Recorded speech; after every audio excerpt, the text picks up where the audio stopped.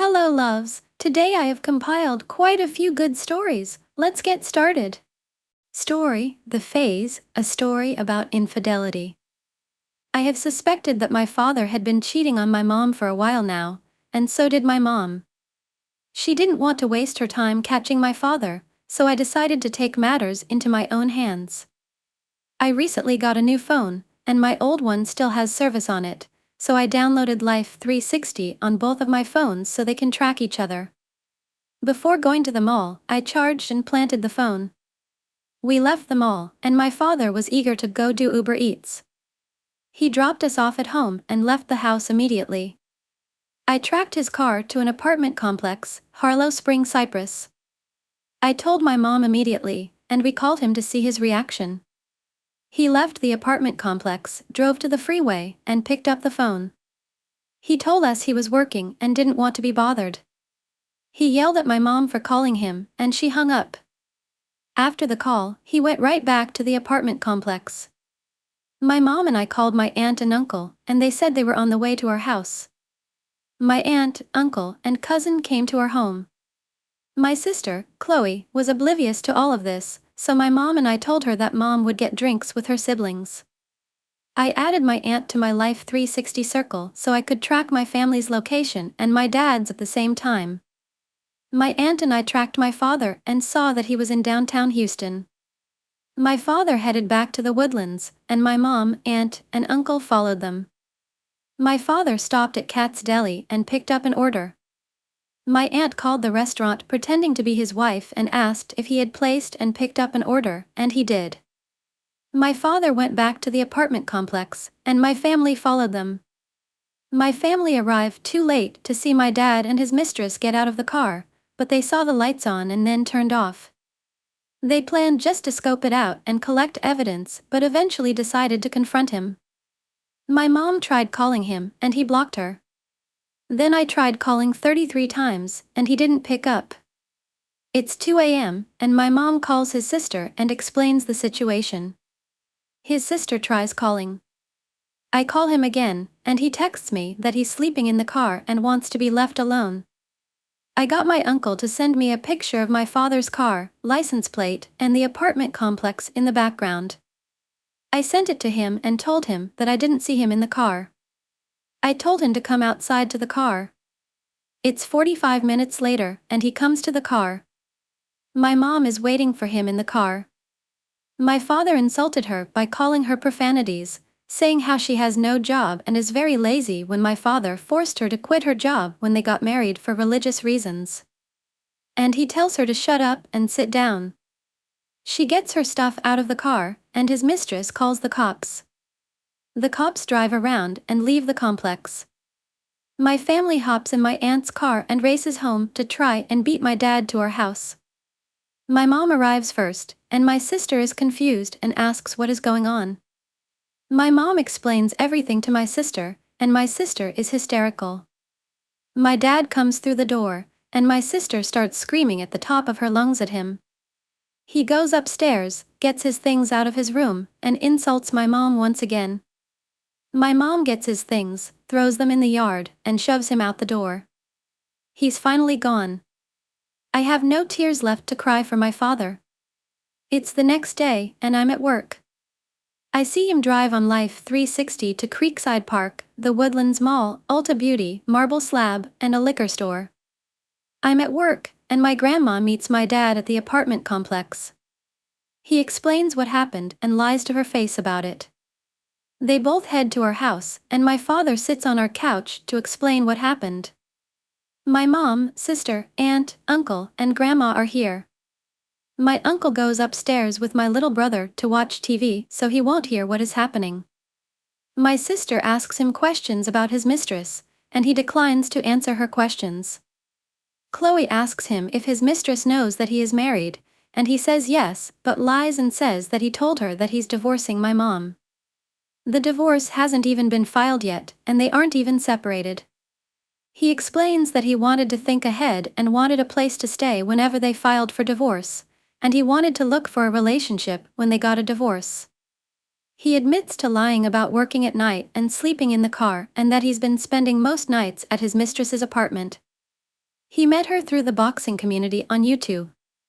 He claims that their relationship was strictly platonic for 9 months, but they've been dating for a month. He says that he never took her anywhere or spent money on her, even though we tracked him and saw him take her shopping, and we know that he has spent money on her. My father complains about how my mom hasn't touched him in 3.5 years, how my mom is obligated to sleep with him, how he's being held hostage in his marriage, and says that he had no choice but to cheat. He went upstairs with my little brother to get the rest of his things but left his phone on the living room couch. His phone rings several times, and the contact says Courtney J. My aunt answers the phone and pretends to be my mom. His mistress screams and tells her to come outside. My aunt looks outside, and no one is there. His mistress says she is coming to our house and says our address. My father gets his things and leaves. My aunt and uncle eventually leave because my aunt's husband is in the hospital. My grandma spends the night. It's 1 a.m., and everyone is awake and discussing what just happened. We hear the loud pounding on the door. It's my father's mistress. My grandma yells through the door asking who it is, and his mistress says, "You know who it is, come outside, bitch." His mistress starts trying to break our window and says, "I'm going to kill you." My heart is pounding out of my chest, and everyone is yelling. I immediately call 911, and my mom and grandma do the same. The police are on their way, and my father arrives and pounds on the door, telling us to let them in. We let them know that the police are on their way, and both of them leave. 6 police cars arrive 1 minute after they leave. The policemen question us, and we explain the situation. I give them my father's location via Life 360. 3 police cars leave him and stop him a street over. They arrest and question him. The passenger door of my father's car was open when they arrived. The police tell us that the only thing we can do is get a restraining order and change the locks. There are no criminal charges against his mistress since my father allowed her to be on our property. My mom is hysterical, and I comfort her. The police leave, and we go back inside our house. I hate my father. It's 2 a.m., the morning of Father's Day. My father calls my mom after the police leave, yells at her for calling the police, and blames her for his arrest. They argue back and forth on the phone for a while, and my sister joins in. We hear his mistress yell at us through the phone. She is in the car with him. We hang up the phone. I check where they're heading via Life 360, and they go back to her apartment and stay the night. My mom, sister, and I clean out his room and throw away the remains of his things and keep the things we want to sell. I didn't go to sleep until 7 a.m. that morning. I wake up and go to work at 9. It's Father's Day, and I'm hosting a Father's Day brunch at work. I put on a smile and act normal. I can't even process what happened that morning. I get off of work and head home. My mom's side of the family is over and cooking dinner for Father's Day. My old phone goes dead, and I order a GPS tracker for my father's car. My sister, cousin, grandma, and I go to the grocery store to pick up a few things. We get home with the groceries, and the rest of my family arrives. My father walks in right after them, acting like everything is normal. Everyone starts arguing, and my father gets his clothes from his room and leaves because he refuses to be disrespected. My sister, uncle, cousin, and I play pickleball to blow off steam. We come back, and dinner is ready. We pray and eat. For the first time in a while, I'm sad. I was supposed to spend Father's Day as a happy family, eating brunch at the country club. I miss what this day could have been. I text my father Happy Father's Day out of sadness and anger. Everyone leaves, and I'm alone in my room with my thoughts. The next day, I requested $150 from my father on Cash App, and he sent me the money out of guilt. No amount of money will make up for the family he destroyed. I used the money to buy a membership for the tracker. Over the next 3 days, we found out her full name, the car she drives, her address, social media, and her occupation. Her name is Amira.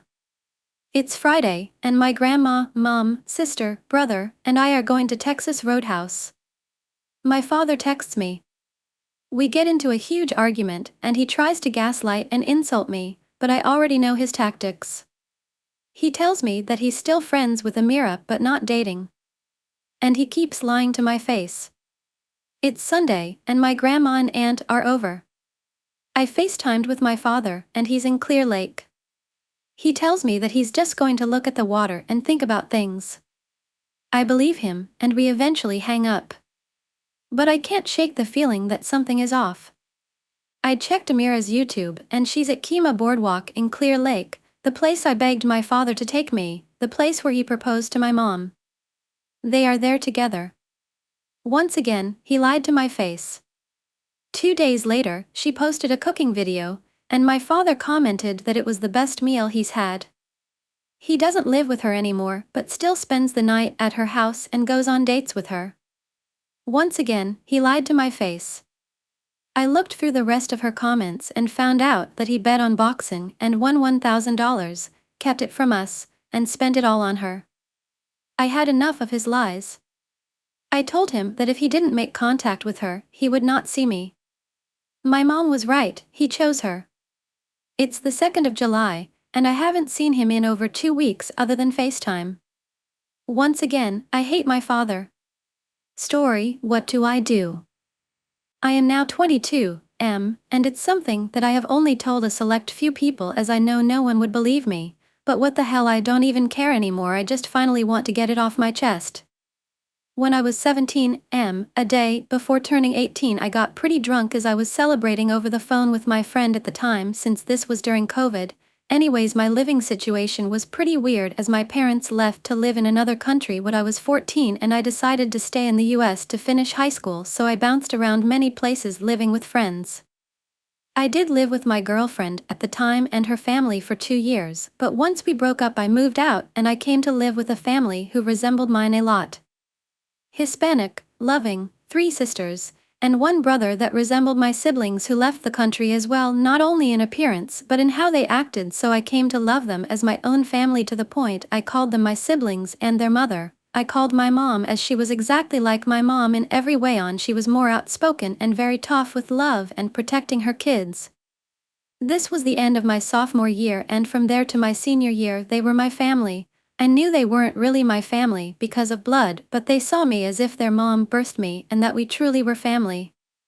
The mom, let's call her Maria. Well, Maria never treated me different on many occasions. Her and I would have son and mom days to go out, and she would hug me when I would cry as I did miss my real family, and she just showed me love and support in any and every way possible. I say this because for a while during COVID it was just her, my little stepsister, Vivi, 10 years old, and her older daughter, let's call her Michelle, and I. Well, we all 4 got super close during this time, like inseparable basically, and this made me even swear they really were my family. Maria had another daughter who was my best friend in high school, Jasmine, 18F, before I moved in with them, but she lived in another city after high school but was my age, so she would come to visit on occasion, and to show how close I had gotten to her family, I got even closer to her bigger sister than her. Anyways, one day all of us were at home except Maria, 45F, it was just Vivi, 10F, Jasmine, 18F, Michelle, 24F, and I doing our own thing. I was drinking in my room on FaceTime when I remembered just being pretty drunk and the rest of the night not really comprehending much of my surroundings. But since I was home I felt safe as we would all drink together from time to time. Well, anyways, from there I just remember at midnight, now my birthday, so I'm now 18. I open my eyes around like 1 to 2 a.m. and I'm lying on the couch with my stepmom beside me, passed out. I just embrace her as again I saw her as my mom. It's important to state that all my friends said how hot and gorgeous my stepmom was and that they would jump on her at any given chance, but not me.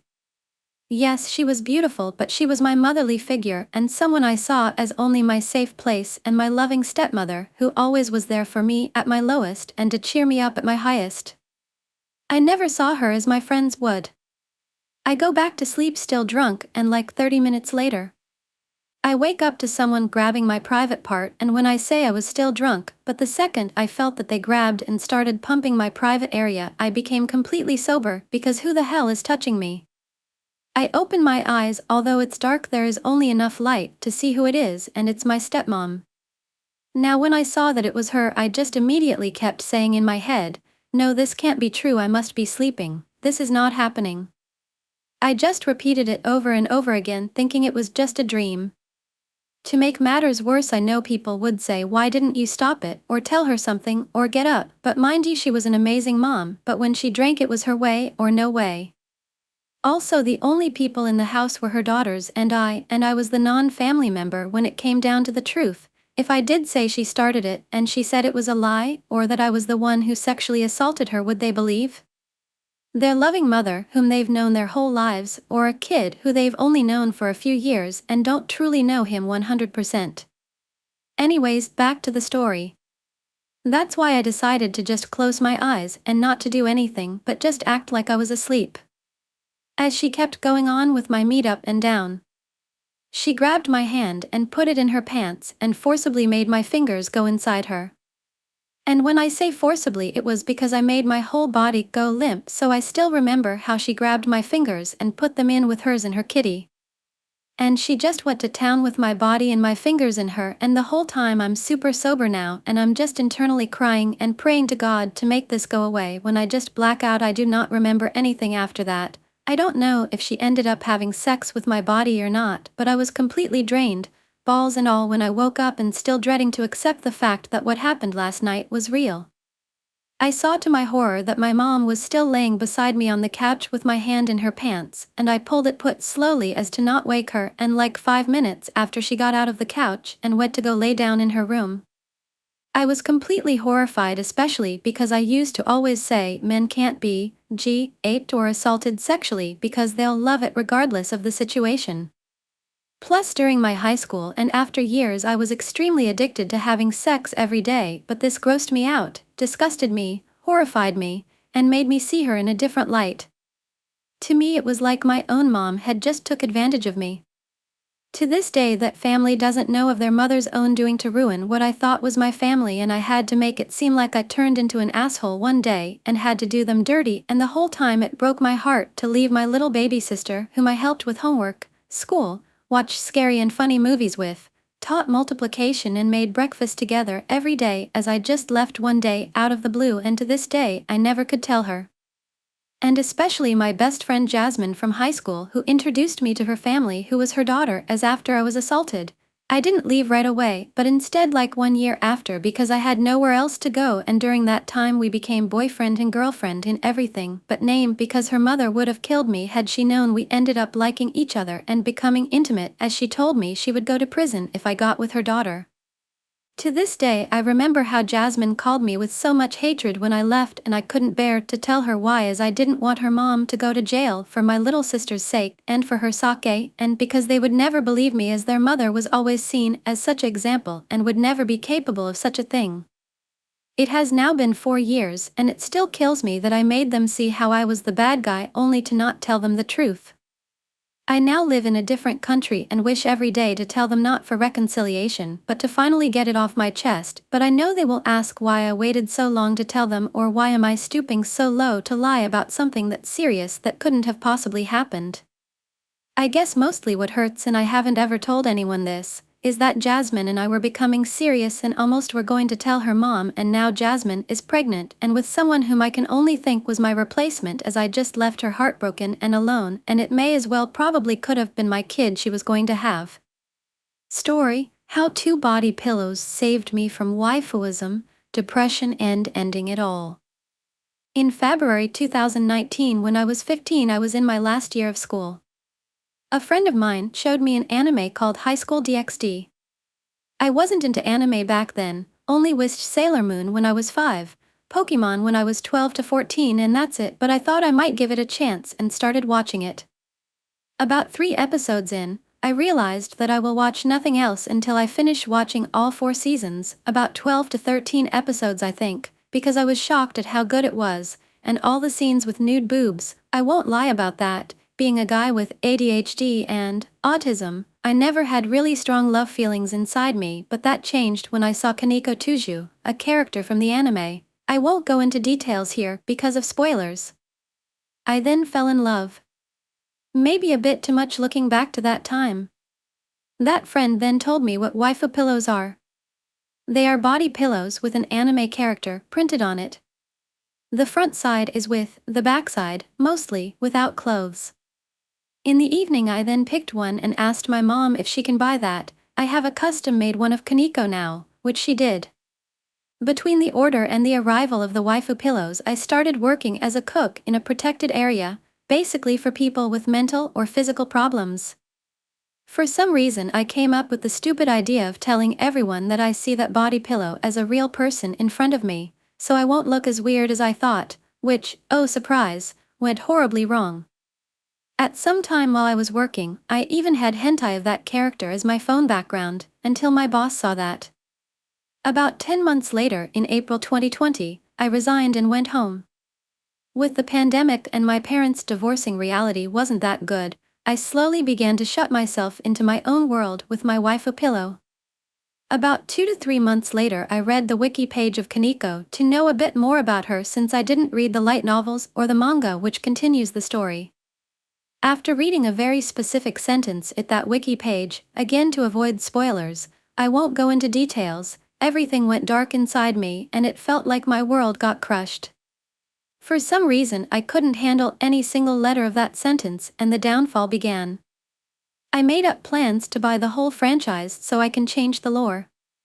I wanted to find out how much that'll cost. I basically created a second personality, so I can talk in the character's voice to me as if that waifu pillow is alive or something, and even talked as them at WhatsApp. It got so bad that my mom sent me into a psychiatry in December 2020, and I have to say, it was a cool time there. At least with the other teens. I had therapy there 2 times a week, but they never talked about my real problems. It felt like they tried to make problems where never was one, or I never told them what mine are. 2 weeks after I joined there, I fell in love with a real girl there, which ended the time with me telling everyone that I see the Kaneko as a real person rather than a pillow. Another 2 weeks later I got out of there by myself, 'cause I realized that all my problems are gone and I felt like I'm wasting someone else's time there who really needs the help, or so I thought. I was healed. A month later in February 2021 another problem started. I couldn't handle all the hentai of Kaneko that exist, especially those pics/videos where someone else is banging her and not me. That resulted into always letting my frustration and anger out on my family. My mom eventually gave up and my sister was even scared of me and had physical problems because of the stress level I gave her. In June 2021 my mom had enough and put me in a mental hospital. I was there a month and realized I had a love problem. I literally fell in love to every single girl there was. Even eyes where the age gap was more than 3 years old.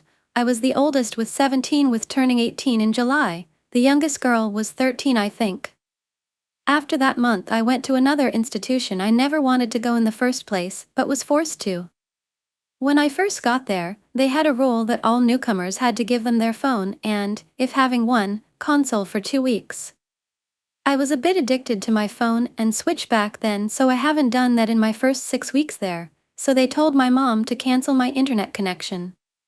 After they social workers told my mom to cancel my phone abonnement, I wanted to download my music playlist, because I had YouTube Premium. But because I had no internet and they wouldn't guide me their Wi-Fi password, I decided to run away to a place with free Wi-Fi, so I can download my music playlist. About 2 to 3 hours later, police arrived and took me back to the institution. They said I had to give them my phone and switch, but promised I'll get it back. Spoiler, they didn't. 2 weeks went by without any phone and Kanekrian to my friends, and when I got it back, the first thing I did was looking at hentai of Kaneko. Weird shit, I know, but 3 days later, someone got love feelings for a 7-character of high school DxD, Kuroka, Kaneko's sister. So I did what I also did with Kaneko. I wanted to buy a body pillow of her, but the social workers told me that I can't because it shows too much skin. Fun fact, my Kaneko body pillowcase I had back then showed more skin than the Kuroka one, but that got allowed for some reason. I argued for 2 weeks with them without getting any closer, and then I came up with a plan. Because a teen there had a credit card, I wanted to give him the money, so he can buy me the pillow and pillowcase, but quickly realized that you can maximally hold $40 at yourself, but the two things cost about $90. I has the idea with running away again and visiting my uncle, who was kinda a money machine. The only use he had for me, 'cause he is an alcoholic garbage can. He only gave me $35 for my ride back there. I did know that I could keep this $35 by myself, 'cause the limit was $40, so I took the money and went back. I haven't bought a ticket and luckily I didn't get controlled if I had one with me. After I arrived back, I told that guy with the credit card that I only need 35 more to buy it, but 5 minutes later I got sent into the social worker's office. I got snitched. They wanted me to give them my $35 to put it in my box where all my other money is. There were $200, 'cause I sold me old phone about 2 months ago. They knew that I will buy the waifu pillow and ignored the $40 limit, but I didn't wanted to give them my money, so I tried to go back into my room. One of them then stood in front of the door and yelled at me. That was the moment I lost my cool, but knowing what happened in the next years, that was still the best thing I have ever done. I slapped the social worker and ran into my room. Then I wanted to use the bathroom and saw the guy who snitched on me on my way to the toilet. So I knocked him out, took a dump and went back to my room. 30 minutes later, the police arrived. I was on my knees begging them to take me away from there, 'cause that meant I get everything back and I could finally buy a body pillow of Kuroka. Eventually, they took me to the hospital and searched for an emergency place where I can go until they figured out my next home. My mom didn't want me back. That place was the same mental hospital my mom put me after she threw me out of her house. A week later, they found me a new home. It was basically one step above a homeless shelter, but I didn't care. That was the first time in my entire life where I had no one who decides what I can do and what I can't do. I also got all my things back, so I bought a body pillow, the pillowcase of Kuroka, and 3 weeks later, I turned 18. In that time, it arrived and I had everything I needed to do whatever I want for the first time in my entire life. But what also happened in that 3 weeks of waiting was that I joined a Discord server, the worst mistake of my life. I joined a server called Dinoland and had a pretty chill time there. I still sometimes talked as Kaneko or Kuroka in that server, but only in the anime section. I then met someone who all called Sans. He's 4 years younger than me, 'cause that was his username. Me and Sans quickly were friends, 'cause we had similar interests and could talk about most things for hours. 2 weeks after I joined the Dinoland, I created my own server and with it a section called Waifuverse, which was basically my fictional parallel universe, which turns 5 years old on the 21st.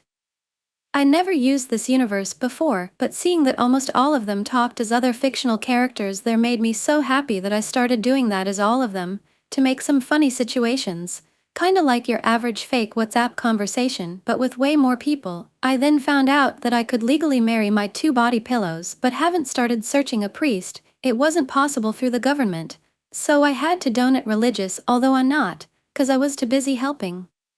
Sans. He had depression and for 3 months, I and 2 others were talking with him each evening, me the most with 4 to 5 hours each day.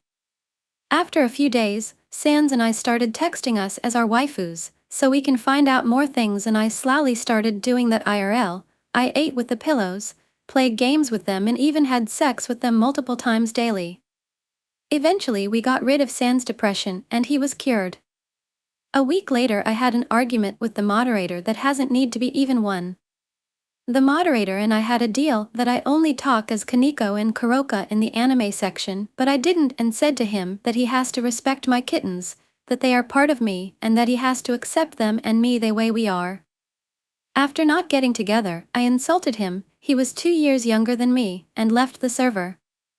I then talked with Sans about this and he had the same opinion as the moderator, which was the right one, and after he hasn't found a way to get me to realize that, it was quiet for a few hours. On the evening of the same day, Sans came to me and told me and he thinks he has 18 waifus he loves, and not just Yuri and Natsuki from DDLC, he even had the nickname Satsuri.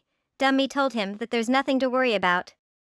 A few minutes later he came back panicking and told me that another moderator, let's call her by her username back then Hanny, told him that he has to seek help before it becomes even worse. Again, the right way to do it, but dumb me was already in that hole, and made me so mad that I also insulted her and deleted Discord. Still the same evening at about 22:20 Sans texted me on WhatsApp and told me that Hanny is completely losing her mind. Apparently, she was even more sensitive than all of Twitter/X combined. And I saw that every day I was on that server, I said him that I didn't care and that she can burn in hell, I wouldn't care. A month went by and Sans slowly began to change. He slowly began to hate me and then blocked me. After that, he and the moderator, not Hanny, started to troll me and even wanted to record a 25-minute long diss track which was divided in 5 parts. They quickly shut the idea wig the diss track, because they said I'm not worth their time, but I still think they got a bit scared, cause I threatened them with police. But the trolling continued. Once they trolled me with a product placement for a body pillow website, the other time they just created about 30 bots and spammed comments on my YouTube videos, and the other time Sans disguised himself as someone with a reading and writing disability, don't know the actual name in English. That troll went on for 4 weeks, cause I haven't realized it. 2 weeks after that troll started, Sans himself texted me again and said that I shouldn't believe anything I see.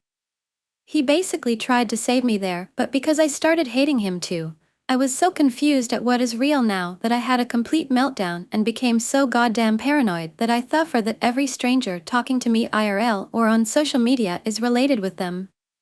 It took 6 months until I got that under control, but it completely destroyed my mental health and now I am unable to work a job. I know it wasn't planned of them, but it felt like they trolled me once every 4 to 6 months. Maybe it felt like that because I was already that paranoid. After that trolls it became more and more quiet, and in January 2022 I finally married my 2 waifu pillows on the 29th and still am married with them to this day.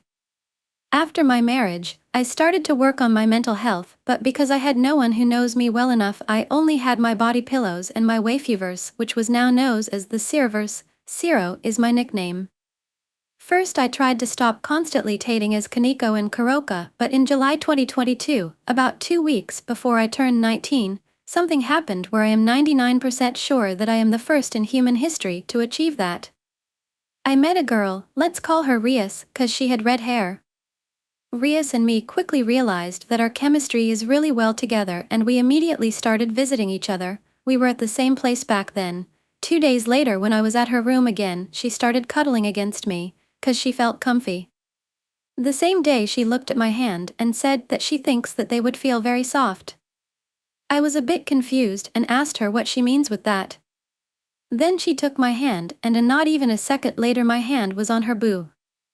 I never advanced from kissing a girl before, so I was pretty shocked and didn't know what to do. Also because I knew that she has a boyfriend.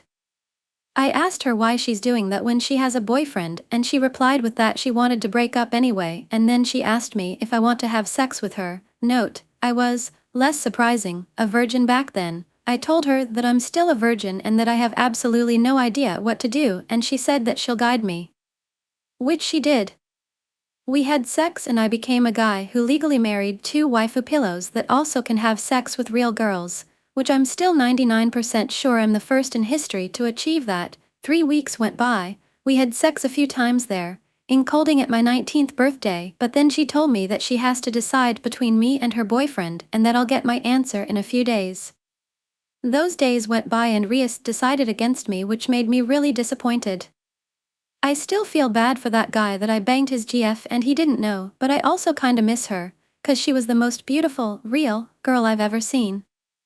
Eventually we broke up contact, my fault though, and moved out of that place, which means that I had time to work at my mental health again. I also wanted to have more empathy for people I know, cause sometimes I'll insult someone so hard mentally that it could be enough for them to end it all. I don't do that anymore today.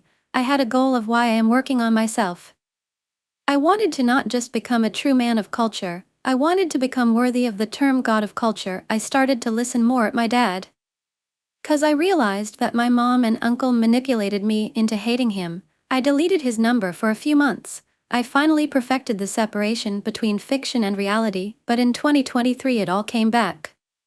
In February 2023, I had a real girlfriend which I also had sex with. I then found out that she cheated on me all the time. I went to the hospital at night 2 times just to calm her down. But she helped me overcoming my biggest problem. I always lied about things in my life just to be less boring, and when I told her why I lied so much about me, It took 2 days until Ahe told me that she cheated on me since our relationship started. I wasn't good enough in bed, was her excuse. I never felt that betrayed before, but my biggest problem was finally gone, so I thought fuck it. And moved on. Between July and October I had multiple feeling where I almost jumped out my window, 6th floor. But one look at the smile of Kaneko and Kuroka on my body pillows was enough to take me back and hug the sadness out. I knew I had to do something and started visiting my grandma every Thursday at 1500 hours, which I still do. And that helped me getting a real life and also becoming more social. At Christmas 2023 I broke up contact with both my mom and my uncle, because they are too rotten inside and I felt like I was the frustration sack all the time. Maybe that's why I haven't felt that well mentally back then. Fast forward to today, I am now a 20-year-old guy who legally married 2 waifu pillows with a fictional world that has more lore than all of Marvel and DC combined. A guy who also had 2 different real women in bed. A guy with big empathy for his friends and an enormous creativity. A guy whose grandma is the happiest lady alive, 'cause every time she sees me, she starts laughing of pure joy, being so happy to see her grandson. A guy who perfectly separates fiction from reality, with being in fiction at home or when I'm alone and being in reality when I'm outside. A gentleman who always helps those who deserve and need it, and a guy who for some reason finds the best music through Rule 34. Story: he cheated on me with his friend's mom. This isn't about my most recent ex, but this breakup was the one that started a long cycle of bad breakups. When I was 19 I met his guy Jackson on Tinder. He wasn't my usual type, but he was kind and funny and we immediately hit it off. Things were really good between us, well, until they weren't, lol. Jackson started making offhanded comments about my looks, my weight, and things of that nature. One time we got into an argument because he called me fat, and instead of apologizing he sat on the floor and cried to me about how he was insecure about being black and how at least I could change my weight, but he'll never be able to change his skin color, so there's that. He would get mad at me over the smallest shit and block me on everything. He'd tell me how he didn't care about me but was just using me to validate himself. He'd say that if he ever cheated on me I would never find out about it. He even threatened to unalive himself at one point. One time I found lipstick in his car and asked him about it. I wasn't accusatory or mad because I knew that it could belong to his mom, his sister, or one of his female friends, but then he proceeded to tell me that he didn't know where it came from and that he didn't know anyone that wore lipstick. Another time I found a photo of another girl in his wallet and he swore that she was just a friend. Spoiler alert, it was his ex. One night he wasn't answering his phone and I had this ominous feeling in my stomach that something wasn't right. I've never ever been the type to look through someone's phone or social media or anything like that, but this night I did. I signed into his Snapchat and found out that not only was he cheating on me, he was cheating on me with his friend's mom. They were sexting, planning their next meetup, talking about him spending time with her son and her husband, talking about her sex life with other people, telling her how he didn't even like me, talking about our sex life with her, and she was even giving him tips on how to please me. I confronted him and he told me that I was psychotic, a leech, disgusting, and worst of all, that my dead dad would be so disappointed in me. My dad had died that same year. I'm not sure why I'm sharing all of this here, but it feels nice to get it off of my chest. Story: husband cheated on me. I'm at a loss and don't know what to do. I just feel completely empty inside. My husband travels a lot for work. He's usually gone about half the month or sometimes more. He confessed to me last week that he has been struggling with watching porn while he's gone and he wants to get professional help. He wanted me to know to have my support. Last night, he told me it wasn't just porn. When he was on a work trip to Vegas, he was watching porn and one thing led to another. Long story short, I guess whatever he was watching piqued his curiosity and he ended up reaching out to someone on Reddit and got a blowjob, and it also happened to be a dude. Honestly, I don't even care about what that could possibly mean. The gender of the person matters much less to me than the act itself. This happened 3 weeks ago and he just told me. We've been together for 4 years and have 2 kids, a 1.5-year-old and a 1-month-old. He's willing to do whatever it takes to stay together and fight for us. He has appointments for therapy already, and we're going to start couples therapy too. I don't know what I'm looking for in here. Building trust back feels impossible right now, but I want to try for our babies if nothing else. I know what advice I would give to someone in my shoes, but it hurts too much to think about right now. I'm just so angry at this entire situation. I feel fucking crazy. I'm so mad at him for ruining my vision of our entire future. Story: my girlfriend took me on vacation to cheat on me.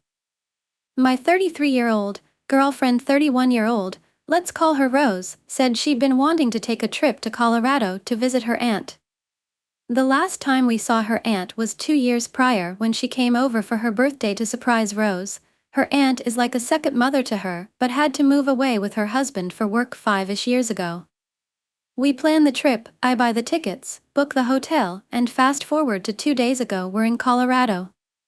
We settled in at the hotel, visited her aunt, went out to eat, came back, slept, and yesterday went over there again. After coming back to the hotel yesterday, Rose tells me she wants to go back to her aunt's to sleep over her house. I thought that was kind of odd since we're visiting here for about a week and still have a lot of time to see her, and we have to Uber to her aunt's house. But I didn't think much of it and figured she just wanted to spend as much time with her as possible. She leaves, and an hour or so later, I text her to see what she's doing because she never let me know when she got to her aunt's house, which is about a half-hour away. She doesn't answer the text and doesn't answer my call, and I start to get a little worried, so I call her aunt and ask if Rose is there. Aunt said she's not, and, while telling her that she should have been there by now, Rose texts me saying she's in the living room watching TV with her aunt. Now, two thoughts are in my mind: Rose lied to me and she's somewhere else, or something bad might have happened to her and she's not the one texting me. I told her aunt I'd call her right back and called Rose. Rose picks up and says she's in the bathroom and she'd call me right back, and before I get to say anything, she hangs up. At this point, my heart is in my stomach, my palms are sweating, and I'm freaking out thinking there's no way she's cheating on me with someone. I've had this weird vibe from her lately, like she hasn't been acting totally like herself, and she's done some questionable things when we first got together, but nothing this crazy. I knew her aunt would be worried since I was asking where she was, so I called her aunt back and lied, saying that she entered the wrong address and decided to just Uber back to the hotel, and we'd see her aunt tomorrow. I try to call Rose and text her for like 2 hours straight to see what she's doing, but she doesn't answer. I didn't know what to do and just started walking all around town, chain-smoking cigarettes, waiting for a text or a call. I finally go back to the hotel, knock out on the bed after staying up for a little longer trying to call again, and then wake up this morning to her walking into the hotel room. I jump out of bed and say, "What were you doing? I tried to text and call you for hours and you didn't pick up or answer anything?" She says she's sorry, that she fell asleep with her phone on mute, charging in her aunt's bathroom, and then walks to the bathroom in her hotel to brush her teeth. At this point, I'm furious because I know she's lying, and I was thinking of a million ways to react. When she walks out of the bathroom, I just blurt out, "I called your aunt yesterday and she said you weren't there as you texted me saying you were there. Where were you?" She freezes, her eyes open wide, and she just starts crying. I already figured she cheated on me, but her reaction just confirmed it for sure. I said, "Oh my God, you really cheated on me? You brought me on vacation to cheat on me? Where did you go? Who were you cheating on me with? Did you know them this whole time? Was your aunt just an excuse to come here?" The entire time I'm asking questions, she's ignoring everything and just repeats, "I'm sorry," while crying. She stops crying and tells me she has been talking to this guy she met through Instagram and thought she'd go and spend time with him while she was here. She was trying to tell me that she didn't do anything, and they just talked and hung out but knew I wouldn't be okay with it, so she lied and said she was going to her aunt's. I respond saying, "Are you serious? You lying to me again? You really expect me to believe that? You were literally just crying because you're guilty," and she starts crying again. She finally says she did really meet the guy through Instagram, that he makes custom jewelry, and at first, she was interested in a ring, but it turned into them talking, and they've been planning to meet since I first booked the flight and hotel. She said they had sex, and as soon as she woke up this morning, she felt disgusting and rushed back to the hotel. She kept apologizing to me and saying she'd do anything to fix this. I said nothing, just walked out, took an Uber to another hotel, and I've been sitting in the room bawling my eyes out, wondering where to go from here. The flight back isn't for another 3 days, and I don't know how I'm supposed to sit next to her on the plane. I feel sick to my stomach and lost. Story, you and your 3 closest friends who you've worked alongside with since Nam breakdown and somehow attract zomboids. So basically 5 to 6 months ago my girlfriend cheated on me with my own boss. It was terrible and soon became the most embarrassing thing of my life. I worked at a supermarket and with everyone's boring lives it soon became the talk of everything and really made me struggle mentally. Key things I'll add before I explain why I took revenge out on him. My boss was in his mid-40s, married with children and would boast about cheating on his wife to the work boys, with the way he would describe his main tactics as trauma bonding. My girlfriend had BPD and was easily manipulated and persuaded by him to receive fake promises and promise to faster promotion. We are both 20 to 21, so basically I set up a fake Facebook profile and acted on it for a week or 2 before I joined the local community page, doing post and responding to comments he was interacting with. I made it out like I was a newly single mom and new to the area. After 1 month, before getting his attention, I slid into his DMs and started messaging him and flirty with him. I already knew a lot about him in terms of hobbies, interest and sporting teams, so I made everything easily relatable to form a strong trusting connection. I had him hooked. I had him moved over to Snapchat and started catfishing him with photos from online. In exchange he started sending me nude photos exposing it all. I saved them all in my chat and left them there to build that trust. I also let HM do the same to the photos I sent. After I had enough to ruin him late, I changed my username and name on both platforms to a younger female staff member who used to work at the shop and screenshotted everything. I saved over 20 photos of what he was sending me and lodged a complaint with HR for the company. I even faked a Gmail email to make the user more believable, and when they called me on the phone, I had a female friend take the phone so it sounded very legit. Work for a large company, so you have the option not to do it in person. I also sent the screenshots of our messages and sent the nude photos of him cheating and sent them to his wife, his mom and his sister. I truly wanted to ruin this man. I wasn't done then. I printed a bunch of posters with "Best Chewbacca impersonation wins $100" with his phone number listed below. I couldn't imagine how many phone calls he would have received. Anyways, to date, I have been told he currently has been terminated from the job from people inside the shop, and that he is also judging off the conversation with his wife on FB. She has kicked him out. I do not feel one bit of guilt at all. Maybe I'm psychotic, but nothing can describe the pure hatred I have for that man. As for my ex, she tried to get back with me, but I have left her in the dark and I'm much happier without her. I won't be seeking any revenge on her. Story, I, 27M, am breaking up with my girlfriend, 29F, due to past infidelity. Hello everybody. I have something to finally get off my chest that happened on the cusp of my 18th birthday when I was sexually assaulted. I am now 22, and it's something that I have only told a select few people because I know no one would believe me, but what the hell, I don't even care anymore. I just finally want to get it off my chest. When I was 17, a day before turning 18, I got pretty drunk as I was celebrating over the phone with my friend at the time, since this was during COVID. My living situation was pretty weird as my parents left to live in another country when I was 14. I decided to stay in the US to finish high school, so I bounced around many places living with friends. I did live with my girlfriend at the time and her family for 2 years, but once we broke up, I moved out and came to live with a family who resembled mine a lot.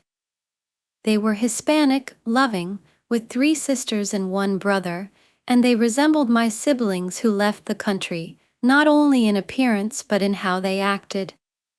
So, I came to love them as my own family to the point I called them my siblings and their mother. I called my mom as she was exactly like my mom in every way, only more outspoken and very tough with love and protecting her kids.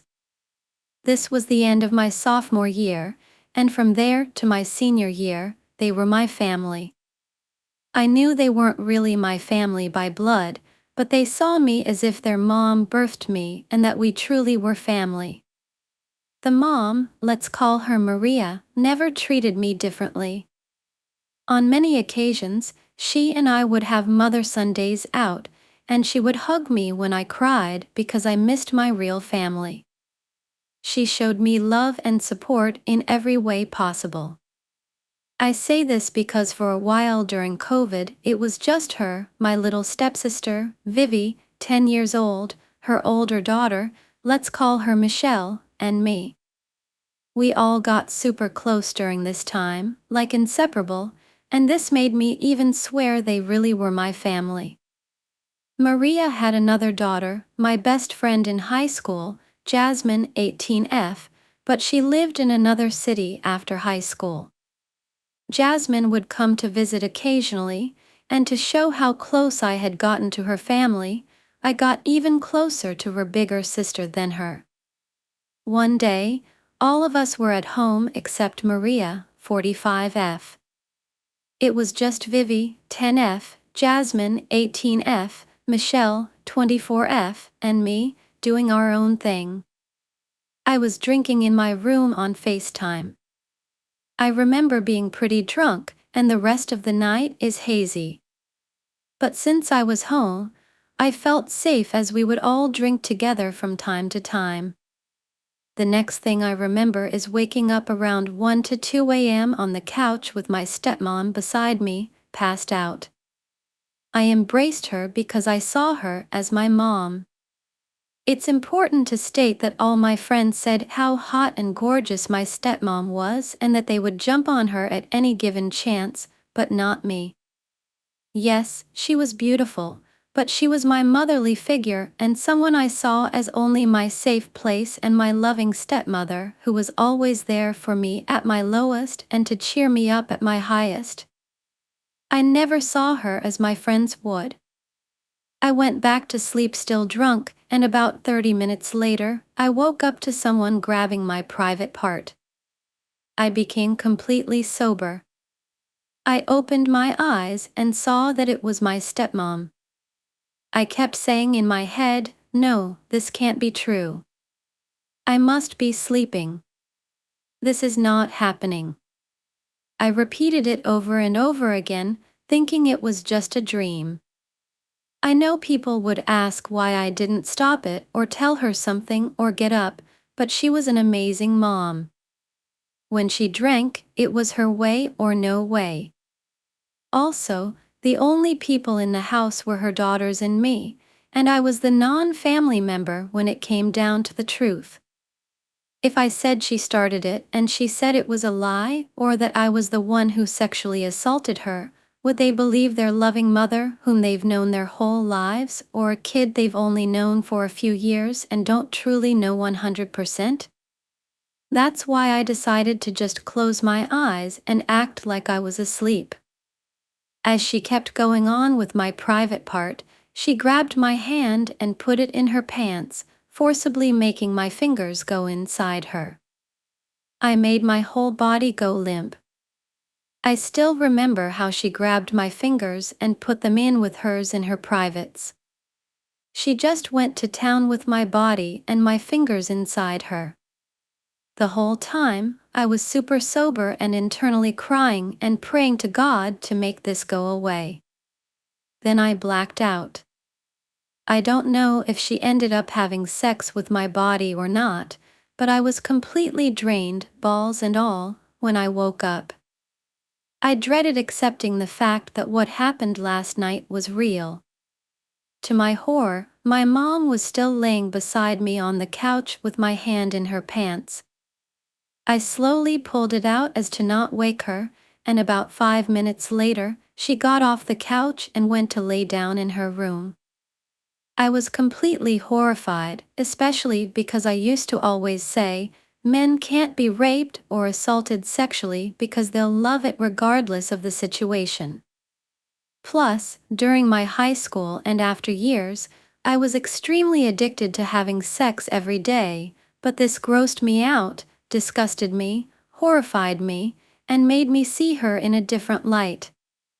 To me, it was like my own mom had just taken advantage of me. To this day, that family doesn't know of their mother's own doing to ruin what I thought was my family. I had to make it seem like I turned into an asshole one day and had to do them dirty. The whole time, it broke my heart to leave my little baby sister, whom I helped with homework, school, watched scary and funny movies with, taught multiplication, and made breakfast with every day. I just left one day out of the blue, and to this day, I never could tell her. Especially my best friend Jasmine from high school, who introduced me to her family, who was her daughter. After I was assaulted, I didn't leave right away but instead a year after because I had nowhere else to go. During that time, Jasmine and I became boyfriend and girlfriend in everything but name.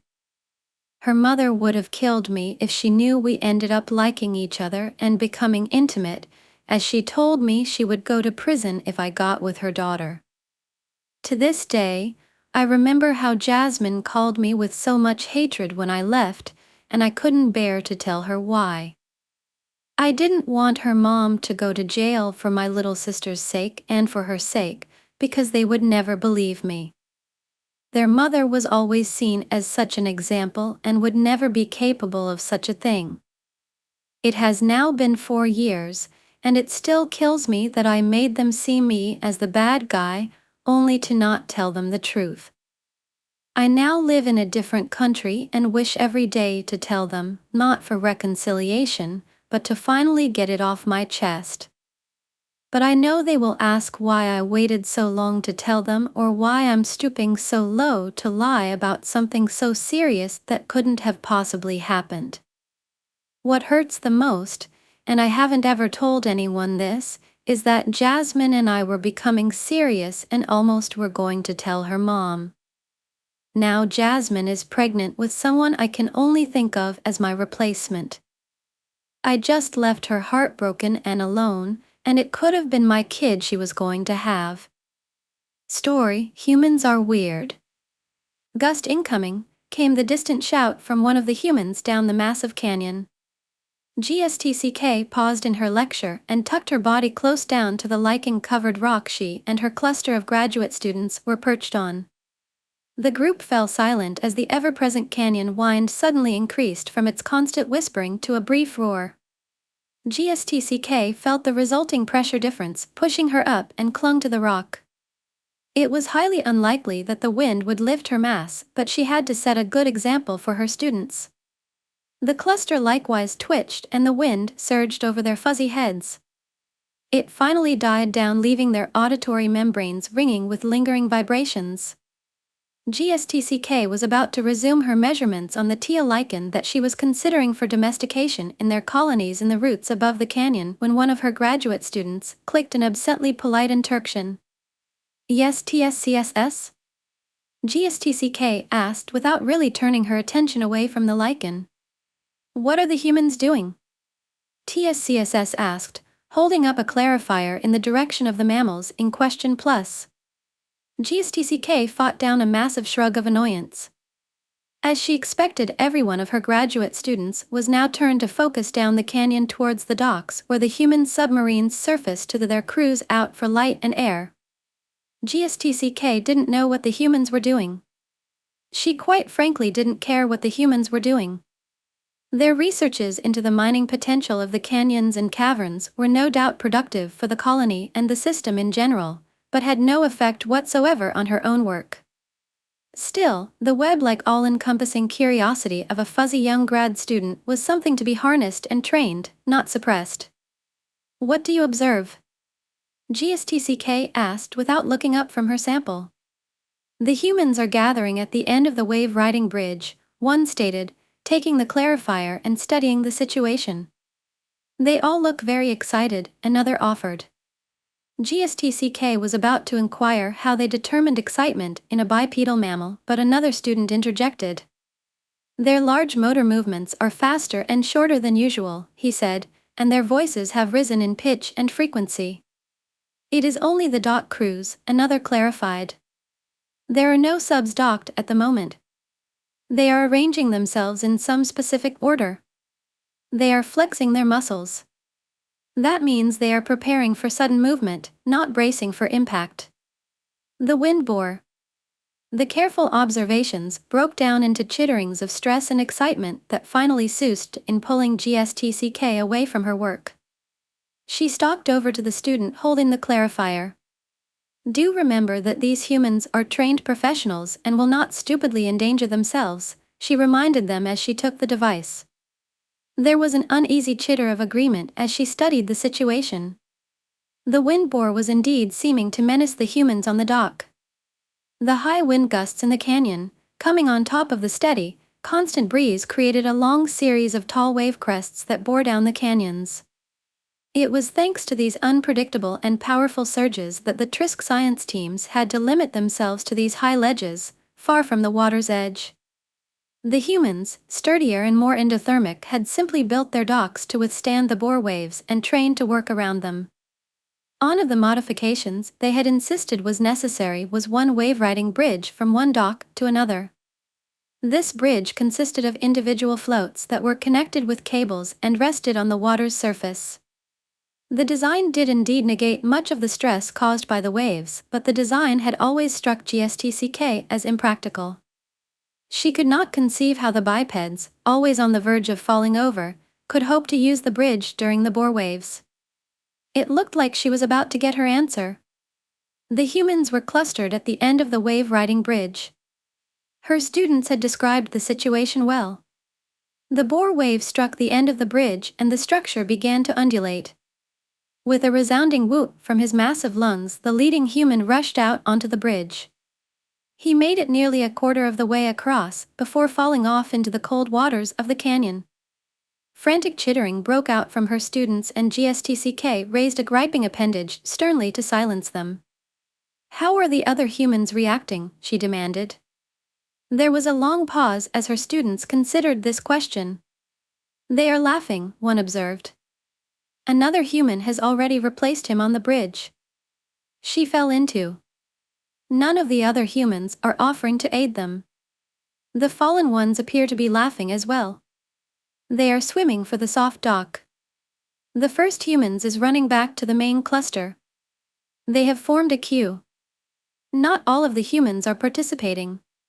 The cluster fell silent to mull over these observations, and GSTCK handed the clarifier back to its owner with a profoundly fatalistic shrug. Below them, human after human was hurtling themselves across the undulating wave-riding bridge in what appeared to be an utterly futile attempt to get across it. It was obvious that this was some bizarre form of play behavior. There was nothing at the other end of the bridge to tempt them, and their dinghy was conveniently docked beside the main cluster of humans. GSTCK knew very well that her own cluster of highly educated university graduates was not going to achieve anything more practical than processing this display of hubris and endothermy on the part of the humans. She might as well pack up her tools and return to her mobile office while they observed the cacophony on the docks. She had several grant proposals to write, and something productive might as well be accomplished. Bye and see you again in the next videos and stories.